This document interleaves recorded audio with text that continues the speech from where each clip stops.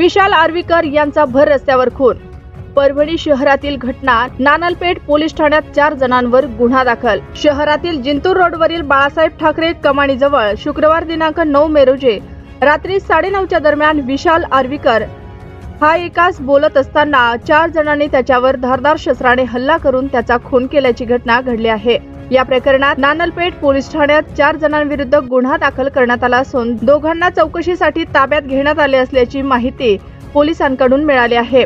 याबाबत पोलीस सूत्रांनी दिलेली अधिक माहिती अशी की शुक्रवार 9 मेच्या रात्री 9:30च्या दरम्यान विशाल आर्वीकर व आर्वी गावातील विलास गणेशराव कदम हल्ली मुक्काम एकनाथ नगर परभणी हे ठाकरे कमानीजवळ भेटले व हनुमान मंदिराच्या पाठीमागील रोडवर बोलत उभे असताना ठाकरे कमानीकडून 2 मोटरसायकलवर 4 इसम तिथे आले।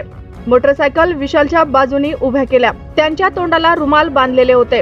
त्यातील तिघांच्या हातात धारदार शस्त्र होते व एकाच्या हातात हातोडा होता। त्यातील एकाने विशालच्या पाठीमागून धारदार शस्त्राने हल्ला केला। त्यावेळी विशालने पाठीमागे वळून पाहिले असता त्या चौघांना विशालला हातातील धारदार शस्त्र व हातोड्याने मारहाण करण्यास सुरुवात केली। विलास कदम हा भांडण सोडवण्यास गेला असता त्यातील एकाने त्याच्या हातातील धारदार शस्त्र त्याला दाखवून लांब थांबण्यास सांगितले। दरम्यान त्या चौघांनी विशाल यास धारदार शस्त्र व हातोड्याने मारल्याने विशाल हा जमिनीवर पडला। त्यानंतर ते चौघे परत मोटरसायकलने पसार झाले। त्यावेळी बरेच लोक जमा झाले होते। लगेच रुग्णवाहिकेद्वारे विशाल या जिल्हा सामान्य रुग्णालयात नेण्यात आले। तेथे डॉक्टरांनी तपासून मयत घोषित केले।